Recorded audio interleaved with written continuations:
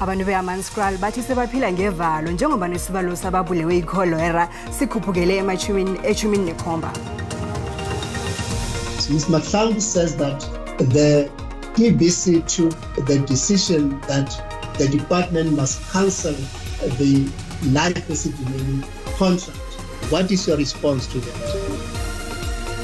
Undunankulu walokhu eGauteng uDavid Makhura utshele iphenyo elimalungana nokubhubha kwabantu esidimeni ukuthi wayevela zomqotha usomkhandlu wezempilo uqedani Mahlangu nanyana ngabe azange azithokozela umsebenzi. It's a totally different game. It's a cup game. It's the last game of the season whereby anything can happen. So you put that aside, you put that momentum. As I say, you put that momentum aside, you go in with the mentality of playing the cup game. Abadlali beSikhukhune United bathi bazizwa babakhulu ngokuyokudlala neOrlando Pirates ngomgqibelo. Bathi akubathwenye ukuthi basiqhema esincane esiyokuraga phezulu kwengwenya.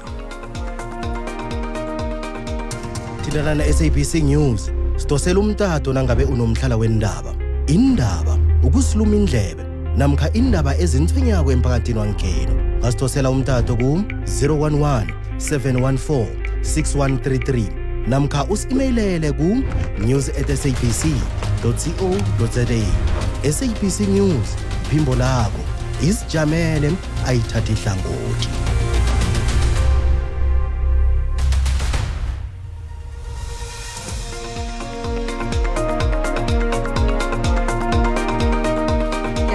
Sokubuya sihlangane kodwa endabeni zantambama nje zesiNdebele ku-SABC 1 lotshani. Sikhuphukele eshumini nekhomba isibalo sabantu abathethwe bulwele bokuthulula ikholera eAmanskraal ehlagwini yePitori. Imbiko enjalo ikhutshwe emnyango wezempilo eGauteng. Umnyango lo uthi isibalo sabantu ekufakazelwe bona abangenwe ikholera 29. Akusiyindaba yanjena nje, indaba yomraro wamanzi eAmanskraal. Konke lokhu kwenzeka naphezulu kokuthi ngo-2019 ikomishini yasemalungelo obuntu yakhe yokwenza iphenyo ngobujamo bamanzi khona eAmanskraal. Yafumana bona amanzi walapha akusima amanzi angadliwa babantu. Kanti namhlanje kuseni ihlelo lendaba ezinabileko likamabonakude lapha kwa-SABC iMorning Live belirhatshela khona eAmanskraal. Bararekile abalingani bethu ngesoriji ehleleza pheze imizi yonke yokuhlogeka kwamanzi. It is the sewer spill everywhere in people's yards, on the roads. You know, it's just, you come in here, you drive in here, and immediately you get a sense of perhaps this is why people are falling ill, because these situations, the conditions here are really unacceptable. But I am Usakena Kamwendo ukhulumisana nesiphathiswa sezemisebenzi kumasipalata weTshwane uThemba Nkosi ngobujamo bezinto. No, the roads are bad, and I can tell you that my experience from the northern side of the highway up until here, it took us way more than it actually took me from Pretoria driving to Amanskraal. Kwasandlela zeAmanskraal thiwa zimbi ngendlela yokuthi akukhambeki zivumile nazingikhulu ezileko khona bona ubujamo obukile ndawo abumeleki. Undunankulu walokhu eGauteng uDavid Makhura utshele iphenyo elimalungana nokubhubha kwabantu esidimeni ukuthi wayevela zomqotha usomkhandlu wezempilo uqedani Mahlangu ukube azange azithokozela umsebenzi. uMakhura uthi kungombana umbiko womhloli wezempilo waveza isithombe esimbi ngoqedani Mahlangu. uMakhura wethula ubufakazi nosomkhandlu walokhu wezemali eGauteng uBarbara Chrissy. Balikhulu 44 abantu abagula ngengqondo ababhubhela kuleba ngamahloli esidimeni. uMakhura kunye nosomkhandlu walokhu wezempilo uBarbara Chrissy bahlotshaniswa nokuqindeliswa kwekontraka yeLife esidimeni ngokutsho kwakasomkhandlu walokhu wezempilo eGauteng uqedani Mahlangu. Isenzo leso sabangela ukuthi sekugcine kubhubhe inkuli ezi144 ezazihlaliswa kuleli ziko ngomnyaka ka2016. uMakhura uthi wezwa kokuthoma ngokubhubha kwenkuli ezi30 ngesikhathi uMahlangu abikele isibethamthetho sesifunda lesi khona ngo2016. The passing of patients in the NGOs, the 36, according to them, it was not unusual, it was normal. Ngemva kokuzwakala kwale bangamathuwo, ngqongqoshe wezempilo wangaleso sikhathi uAaron Motsoaledi wakhetha umhloli wezempilo ukuthi akhe aphenye unobangela wokubhubha kwenkuli. Kwathi ngo2017 wethula umbiko obuyako. Ngosinye ikhaba wangomnyaka ka2014 umnyango wezempilo waveza ukuthi ufuna ukufudusa inguli kule ndawo yangeqadi iLife eSidimeni bese uyozibeka endaweni kahulumeni. Makhura uthi waqinisekiswa nguMahlangu kunye nesikhulu sezempilo uBani Silibana.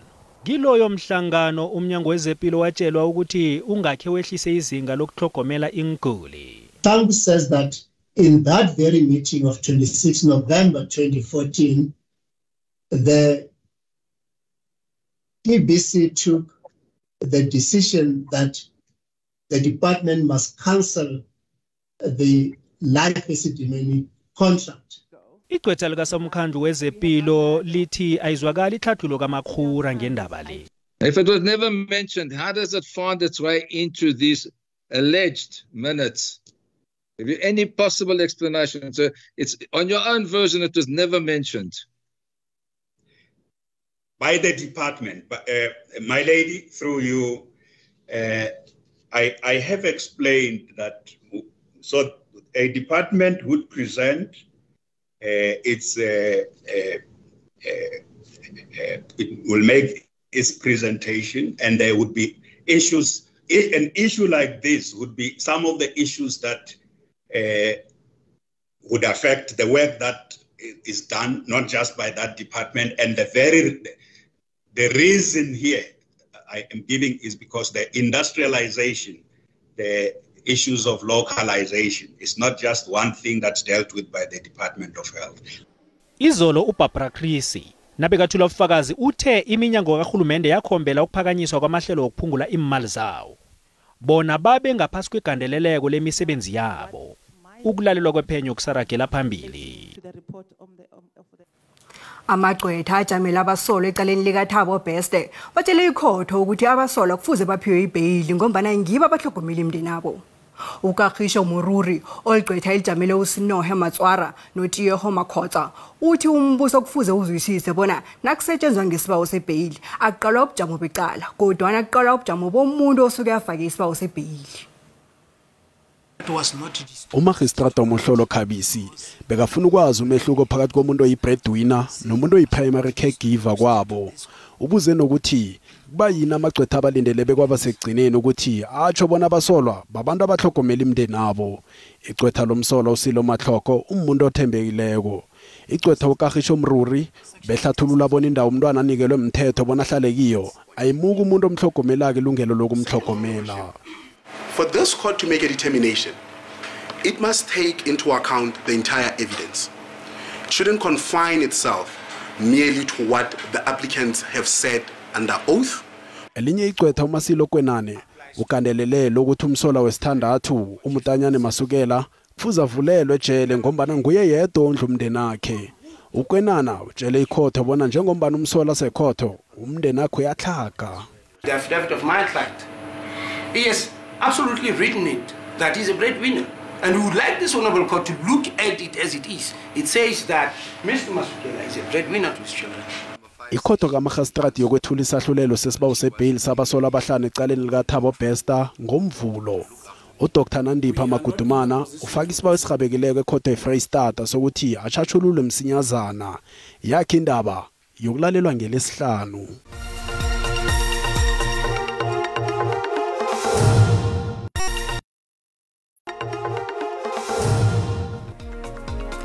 Ubukele indaba zesiNdebele ku SABC 1 nawusanda ukufika ungahlala phasi yakwamukela. Indaba eziyatholakala ku YouTube nazikuphundileko uthi SABC indaba zesiNdebele. Ikomiti yecheje ama-account omphakathi isazokuthatha isiqundo ekutheni izokuraga nokusungula ikomiti ezokuphenya insolo zobukhohlakali kunye nobulelesi kwa-Eskom. Amanye amalunga weParlamente aphakamise bona kusungulwe ikomiti yesikhatshana ezokuphenya lokhu kanti abanye banokuzaza bathi iskopa akube ngiso esiphenyako. Iskopa besolo silalela ubufakazi obuvela ebabelini abahlukahlukeneko malungana nensolo ezenziwa sikhulu se-Eskom saphambilini uAndre Direte.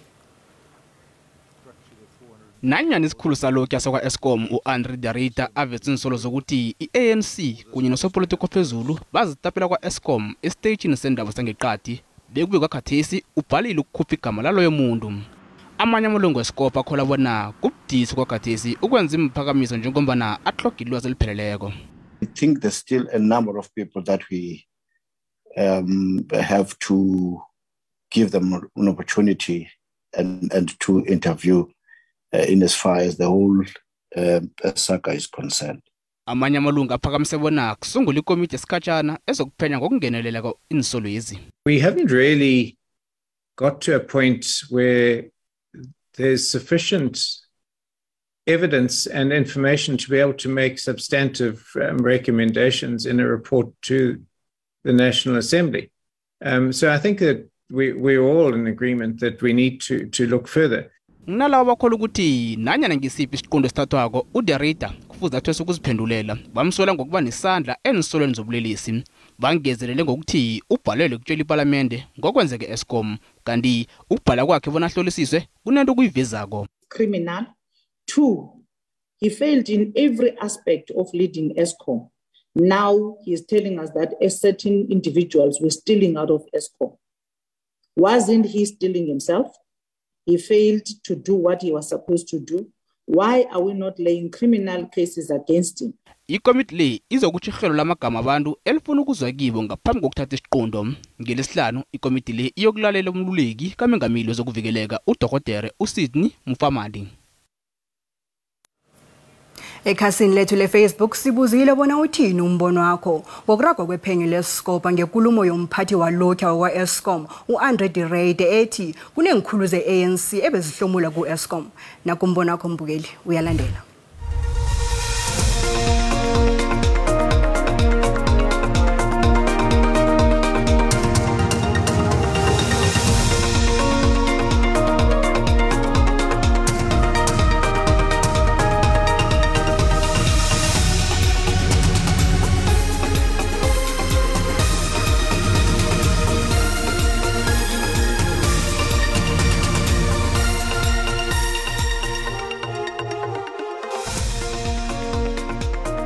Ungathi ubona ukuthi silwa nobulelesi wena ungafuni ukukhipha amabizo abantu laba kade bahlomula ngekampanini yeEskom so indaba yakhe ayikhulumeki. Igama lomuntu liyadura mina uDireta ngimsoli angavezi amagama amaphoyisa nama-Hawks abenza umsebenzi wabo. Isikhulu salokho sakwa-Eskom sidlala ngathi abantu abalimalako ngithi umphakathi igezi limaza thina akaveze abantu laba athi bayathindeka ebukirikitshaneni.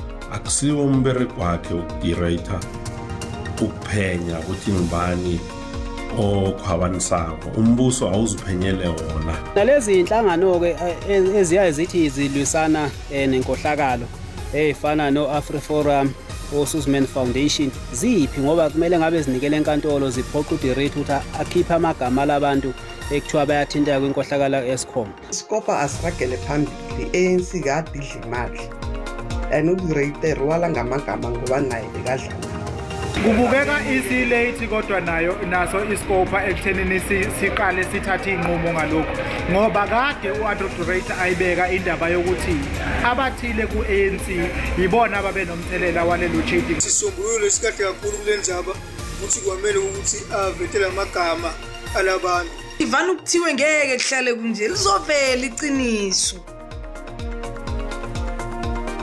Umbono ngewumbukeli SABC ayizokuthwesa umlando wokuziphendulela ngombono wombukeli. ISouth Africa kufanele ifumane indlela ezitsha zokubalekela ukuqindeliswa kwegezi. Lo mlayezo ovela kumma oneminyaka ema-46 usela endandwa ku-TikTok ukulandela ivideo yakhe efitshane lapha atshengisa khona bona wenza njani ebujameni bokuqindeliswa kwegezi. ISouth seyineminyaka eli-15 iqalene nomraro wokuqindeliswa kwegezi. Yeke-ke sekwaba ikambiso emhleni lokho. Iyeleliso nengaba ezihlukahlukene kazilethu ubungcono kodwa nomma wabantwana abathathu lo uzifumanele indlela yakhe yokubalekela ubumnyama obulethwa yi-Eskom. uRoxanne Stevens wahlangabezana nomthelelo omumbo wokuqindeliswa kwegezi nakufuza ahabele emsebenzini. Inhluthu zakhe bezingakalungiswa wathatha itonga yenhluthu wayilumathisa ebhedrini lekoloyi walungisa inhluthu zakhe. It was load shedding that time of the morning, 6 till 8, and I had to do something about my hair. And the battery was the only option I could think of, and when I plugged it in, I saw that it works. Ivideo yakhe igege enkundleni zokuthintana abaningi bathi nabo bazomlingisa khona bazakubalekela ukuqindeliswa kwegezi. Kodwa uRoxanne uyelelisa abantu bona bacheche nabasebenzisa indlela ezitsha. I think if you have an idea and it is working, why not? Ukulungisa inhluthu zakhe akusikho kwaphela kwenza ke battery lomchini lo. If people have the money, start saving, get yourself some generators or solar panels, because it's something we have to live with. Ukuthuwelela kokuqindeliswa kwegezi kwenza bona indlela ezifana nale zande. NjengoRoxanne nabanyeka aboma bangakuthabela ukwazi bona nabo bangakhona ukubamba inhluthu zabo baziqalisele nale baziphoshonge ngokusebenzisa indlela efana nayo le. Abalimi abanamaplasi elitsitele kunye nendaweni ezincane eTzaneen eLimpopo bathi ukuqindeliswa kwegezi kuba betha kakhulu ngengikhwameni. Amaplasi la akhiqiza kakhulu ama-orange namasuru. Basebenzela ukondla imindeni abo. Amalunga wesiqhema iThabine Irrigation sebaneminyaka abalima lapha. Inaga le iyingcenye yeplasi lama-hekare ayi-230 yebandla iNkuna Tribal Authority. Kanti inaga yahlukanisela abalimi abambalwa endaweni leya. Abalimi aba bathengisela izitolo zendawo leya imikhiqizo zabo. Umnyaka ogadongileko isiqhemesi saso sihlelo abathelela ngalo intshalo ehlelweni legezi lawo wonke umuntu ngonobangela ukuqindeliswa kwegezi. Solo kwalokho abalimi aba sebanesitshijilo sembaseli ezikhuphukako. Kanti bekufuneka bona batshale kancane njengombana nalabo abathenga kibo behlisa inani lokuthenga ngamaphesenti ayi-50 nabo kungonobangela ukuqindeliswa kwegezi. We used to plant almost like the whole hectare. Now we have to plant only a quarter because the clients that we are having, they have reduced the amount of the quantity that they were buying from us. Now they are only buying almost like 20%. Endaweni makhilomitha ama-30 nala kuneplasi la kulinywa khona abo-orange namasuru kanti kufuywe nenkukhu.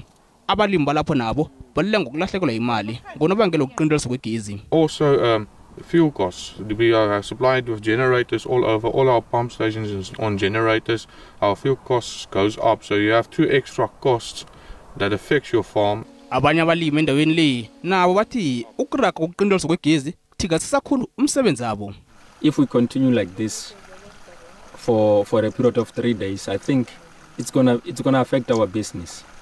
Abalimi bathi nobulelesi nabo buzipha amandla lakungana gezi. Just here next to this farm where we're standing the other night, there's still a transformer where we've been at the cell tower. It's not been replaced yet. Njengoba kunokusaba ukuthi igezi zakucima abalimi aba bathemba ukuthi uhulumende uzokurarulula umraro wegezi. Union yamapholisa iSouth African Police Union SABC ithi kunomraro wobuholi emapholiseni esifundisi. Union le iphekelele incwadi yokufuna impendulo kusomkhandlu wezokuphepha komphakathi nezevikeleko uVusi Shongwe. Kuthiwa kunabokomshinara ababili bamapholisa akwaziwa bona kuphethe bani. Giyachagalwa lokutholitha amalunga weSAPLAT batsho abazibona kuhle baphethwe ngubani but bafuna ukwazi ukuthi ngubani ukommissioner wamapholisa wesifunda. Prisoners are escaping from the cells. That is our members' problems as well. It's affecting us as the members as well. It comes to us, they blame us as the members. The province is just a chaos. There's no proper management. There's no way where we can report our queries and everything. There are members who have been dismissed, and the papers have been signed by the provincial commissioner who is in the office today. But while in the books, we are having the provincial commissioner who is sitting at home. So we want clarity from the MEC that who is the provincial commissioner in our province. Isapithonyekile ngendaba le ifuna uhulumende wesifunda ngendelele. It does not need us to march to the office of the National Commissioner before we take it up with the one who's the MEC, who has a political oversight. Because all of these things that are happening in his side, are happening in his knowledge, but we don't see him doing anything. I-ofisi yezokuphepha komphakathi nevikeleko linikele incwadi kanti linikelwe amalanga ali-14 bona liphendule.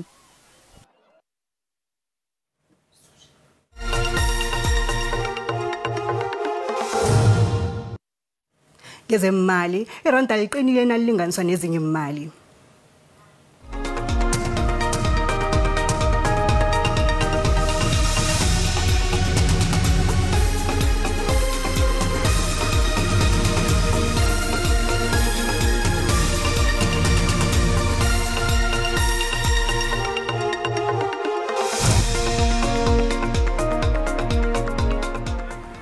Siphela lapho besizihlanganisele ilanga lanamhlanje ubujamo bezulu belandela ngobusayi Mathebula. Nisale kuhle.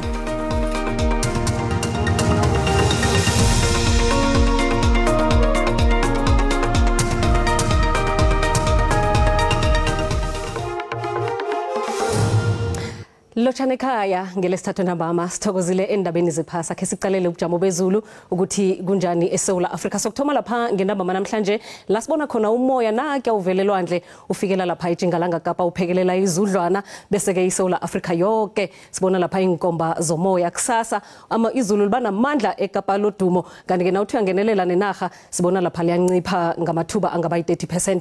Umoya omakhazalo yake uchidela kancancazana maphakathi nenaga nasiyayikunga abantu bayele sibona lapha eMpumalanga nalapha eLimpopo sitholeke nesilemukiso selwandle libukhali ngaleke ngeJingalanga Kapa nezulu elikhulu njengoba silibonile maphakathi nenaga kunekhonakalo yomlilo wamahlathi lapha ke eGauteng nasicala amazinga okuchisa noma ke amazudlwana abonakala akhona iGauteng ibonakala ifuthumele yonke akhe siyokucala ukuthi iLimpopo yona ngakhani injani na sibekele ngamafuku ezinye indawo lapha eBekasford ngahlelinine kodwa ke isifunda sonke sithoma sifuthumele ekseni sipholile ngokukhamba kwesikhathi bese siyafuthumala iMpumalanga ipholile ekseni ngokuhamba kwesikhathi ke nayo yonke pheze ke ifuthumele kulapha ke eMiddelburg eMalahleni neLeidenburg la kuphole khona isikhukhuza siyachisa nge30 lapha ke kwaZulu Natal siyabona ukuthi sifuthumele sonke isifunda ngemva kwamadina noma sokuthoma simakhaza kuboko start nabo Lady Smith lapha iLady Smith nge5 degrees Celsius ekseni kusasa ke eEastern Cape libonakala likhona izudlwana njengoba khe sabona kumakhaza eWillomo kodwa ke na ukhuphuka uchinga lapha kubomthatha